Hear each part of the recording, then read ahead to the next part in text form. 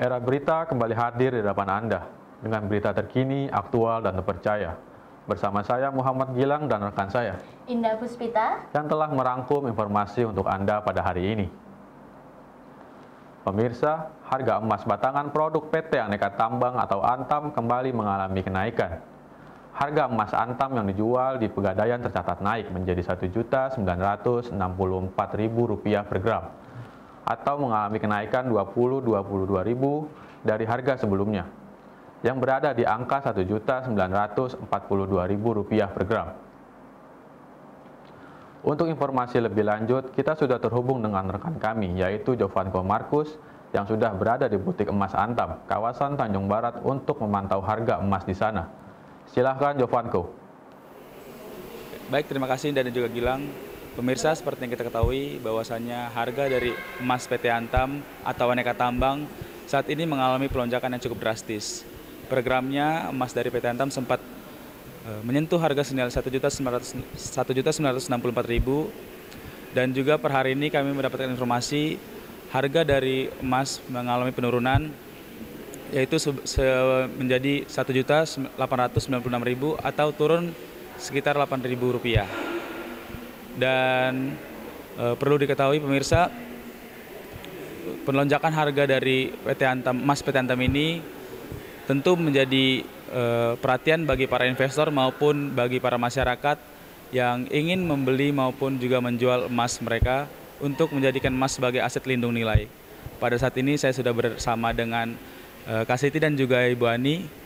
Ya, selamat siang Bu. Selamat siang Mas. Ya, mau nanya Bu sama Kakak terkait dengan pelonjakan harga emas dari PT Antam ini, tanggapan Ibu dan Kakak bagaimana? Kalau tanggapan saya sih, kalau semakin melonjak itu kayaknya agak sedih ya. Soalnya sebagai ibu rumah tangga itu kalau emas lagi melonjak tinggi itu kita nggak bisa untuk nabung, untuk menabung gitu. Kalau jadi misalkan harus ekstra nabungnya kalau misalkan ada pelonjakan harga gitu. takutnya nanti masa depan anak-anak itu kurang gitu. Kalau misalkan kita punya tabungan logam mulia kan seenggaknya enak gitu. Ada pegangan. Tapi apakah karena pelonjakan harga ini mempengaruhi Ibu sama? Mempengaruhi pakai banget. Iya. Jadi kalau awal pertama beli 1 juta, awal pertama beli gitu. Semakin lama sampai harga ke 2 juta per gramnya gitu. Jadi kita itu sebagai ibu rumah tangga pusing gitu, maksudnya nggak, ya gimana mau nabung gitu buat makan aja kadang alhamdulillah gitu. Jadi harus ekstra nabungnya gitu. Mungkin dari Kak Siti dan juga Ibu Ani, untuk masyarakat di luar sana mungkin ada saran? Ya buat para ibu-ibu semuanya, pokoknya siap-siap gitu, maksudnya jangan sampai buat anak, masa depan anak itu jangan sampai kayak orang zaman bahla ya, ibarat kata harus lebih sukses, harus lebih maju. Menabung lah. Ya. Dari Ibu dan Kakak sendiri tahu nggak kenapa harga emas bisa naik seharga sekarang? Kalau dengar itu emang dari sananya kebanyakan utang ya. Dengar begitu, cuman kita kurang tahu pasti gitu. Cuman kalau bisa sih harganya bisa stabil lagi lah. Biar bisa nabung banyak-banyak emas. Terima kasih ya. Sama-sama. Ibu dan Kak Siti. Ya, baik pemirsa, perlu diketahui untuk pelonjakan harga dari emas PT Antam ini juga sangat mempengaruhi masyarakat. Dan untuk pemirsa atau mungkin masyarakat di luar sana yang ingin menjual emas batangannya di PT Antam senilai lebih dari 10 juta akan dikenakan PPh atau mungkin pajak penghasilan sesuai dengan peraturan Kementerian Keuangan.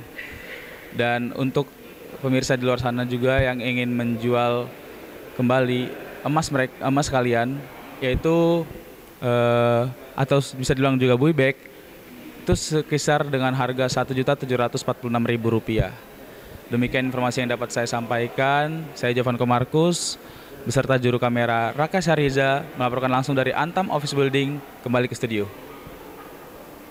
Beralih ke berita selanjutnya, pemirsa, Menteri Komunikasi dan Digital Mutia Hafid resmi menerbitkan Peraturan Menteri atau Permen tentang penggunaan Embedded Subscriber Identity Model atau eSIM. Peraturan tersebut telah disosialisasikan pada Jumat 11 April lalu. Sejalan dengan kebijakan tersebut, Mutia mengimbau masyarakat untuk segera migrasi dari kartu SIM fisik ke eSIM, sesuai dengan Permen Nomor 7 Tahun 2025 yang menjadi landasan hukum. Penerapan eSIM juga dianggap sebagai salah satu solusi pemerintah dalam menanggapi kritik masyarakat terkait keamanan data. Yang pertama, ini adalah tadi sosialisasi sudah dilakukan, ini adalah pengumuman terkait kebijakan baru dari pemerintah melalui Peraturan Menteri Komunikasi dan Digital mengenai pemanfaatan teknologi Embedded Subscriber Identity Model atau eSIM yang akan berkaitan dengan pemutahiran data pelanggan layanan seluler di Indonesia. Ini adalah langkah dan upaya pemerintah dalam menjaga ruang digital yang tetap aman, bersih, dan bertanggung jawab. Lebih lanjut, Mutia mengakui pengguna eSIM di Indonesia saat ini masih terbilang minim.